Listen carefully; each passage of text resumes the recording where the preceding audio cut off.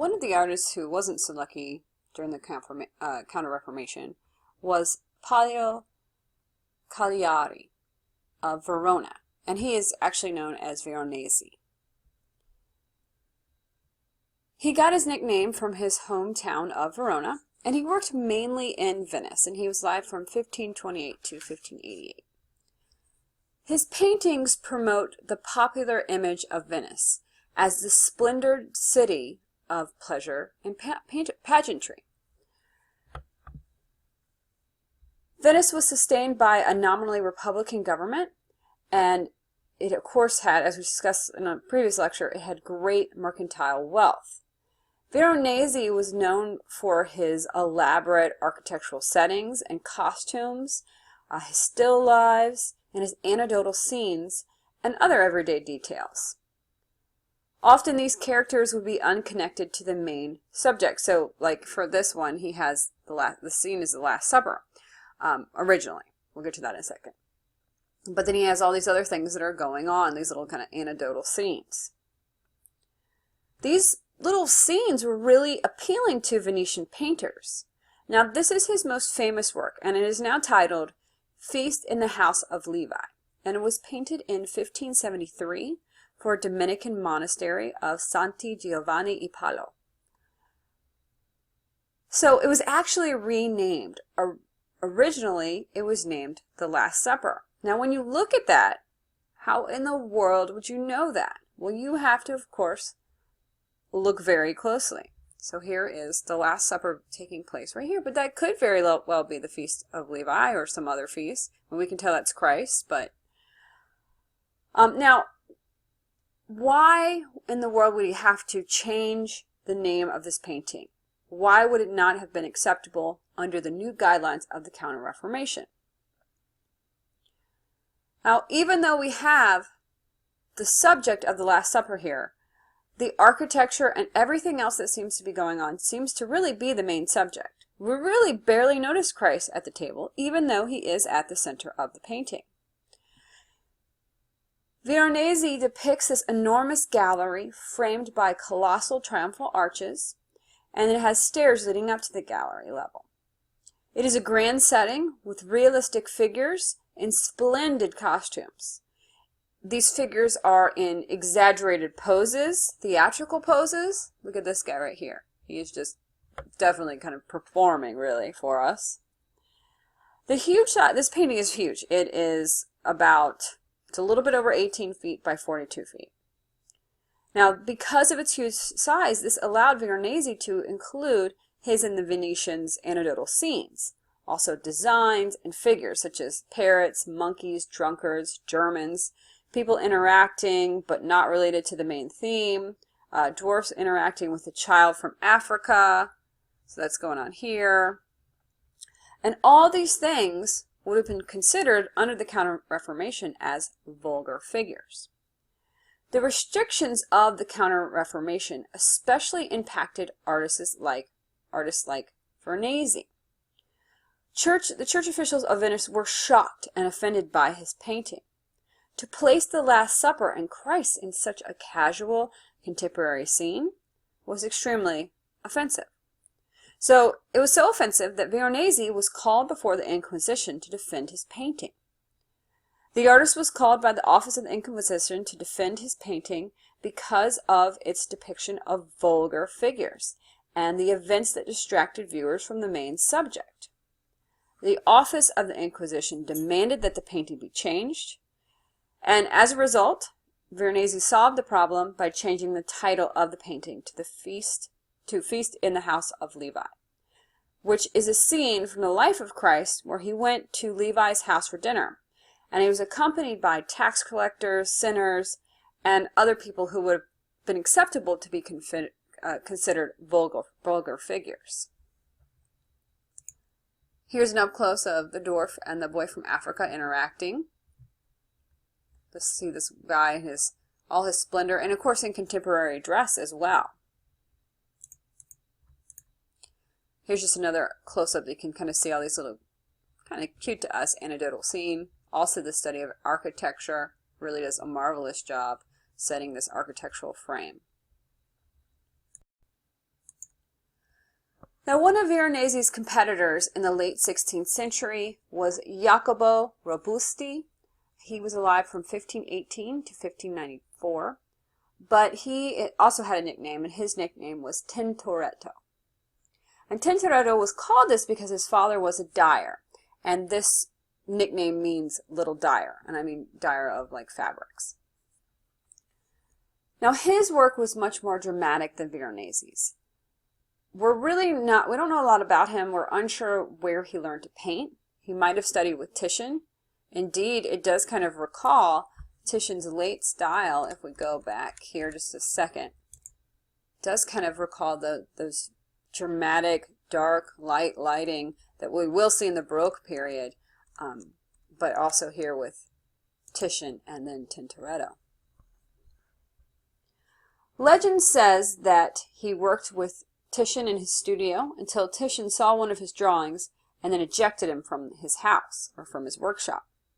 Still, Tintoretto had admiration for Titian, whom he considered his true teacher. Tintoretto had an impetuous style developed from an exaggeration of techniques of Titian. So basically exaggerating what Titian kind of was going for. His goal was to combine Titian's color with the drawing of Michelangelo. So it's probably looking at something like Michelangelo's Last Judgment for inspiration on figures, and then of course any of Titian's work for that inspiration on colors. This is his version of the Last Supper, painted from 1592 to 1594, and it's oil on canvas. It's 12 feet by a little less than 19 feet, and it's in a church in Venice. Now, he's going back to the older Byzantine subject of the institution of the Eucharist, the actual Lord's Supper, the actual communion. Similar to Veronese, there are extra figures in the scene, and he does have little anecdotal narratives. You can see like the dog getting some food out of the basket, something kind of cute like that. Here, only 11 apostles are present. This is the moment after Judas has already left. As was traditional of Tintoretto's paintings of the Last Supper, the chief figures are receded deep into the perspective construction. So the viewer's point of view is from a corner with the vanishing point on a high horizon line at the far right side. So here's Christ right here. The figures still have large bodies modeled by draperies. They turn and move in a continuous serpentine line to unite the angels, apostles, and servants. So if you kind of look at their heads, you sort of get this serpentine sort of winding through the scene. He uses two light sources here. He uses the real one and a supernatural one. The real one comes from this oil lamp over here. A supernatural one comes from Christ and a little bit his apostles too. So see, his halo is he's just radiating light. And then his apostles are a little bit too. Now, this sets a mood of intense spirituality, and it's enhanced by these deep colors flashed with these bright highlights. He is using this method called chiaroscuro, which is this contrast between light and dark, and we'll see that in the Baroque period. He also creates these elongated figures that were inspired by Mannerist figures that we'll look at later. Now, his work is considered more didactic than Veronese, so more educational. It seems more clear that we are supposed to see the Last Supper. So he doesn't really have any vulgar figures, he just has people that could be participating in the scene. So that's why his is more acceptable, while Veronese's was rejected, because he has all these, people that should, according to the beliefs of this time, shouldn't be on the same plane as Christ. Here, we have, servants, everyone's helping with the dinner, and then we do have this cute little scene here, but nothing is vulgar or offensive.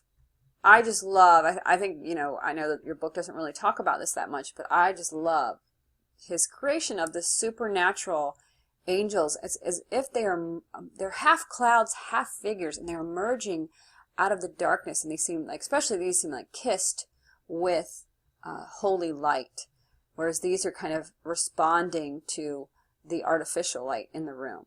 But these over here, just a great, really interesting detail, and combining this real scene of the Last Supper with this supernatural elements. And of course, unlike Veronese's piece, you do see Christ. He is highlighted in the center, and he does seem to be in this action of giving out the Lord's Supper. So I'm going to very briefly talk about the architecture of the Renaissance here, or of the late Renaissance. Andrea Palladio was the architect that dominated architecture during the second half of the 16th century. He expanded on the principles of Alberti. Remember, Alberti is this Renaissance humanist. He's this writer, architect, artist, and he is the one that writes on painting and on the art of building. And he also, Palladio also uses the principles of ancient Roman architecture, such as Vitruvius's in his treatise on architecture. Palladio's work was characterized by harmonious symmetry and the rejection of ornamentation. We think he was probably born in Padua in 1508, and he died in 1580. He began his career as a stonecutter, and then he moved to Vicenza, where he was hired by a nobleman who was also a humanist, a scholar, and an amateur architect, and his name was Tristino. Now, Tristino gave Palladio this nickname of Palladio after the Greek goddess of wisdom, Pallas Athena, and a 14th century Roman writer called Palladius. Palladio studied Latin in Tristino's academy, and he made 3 trips to Rome with Tristino, and he drew on Roman monuments while he was there. So he drew some of the Roman monuments, and he was really getting some inspiration from that.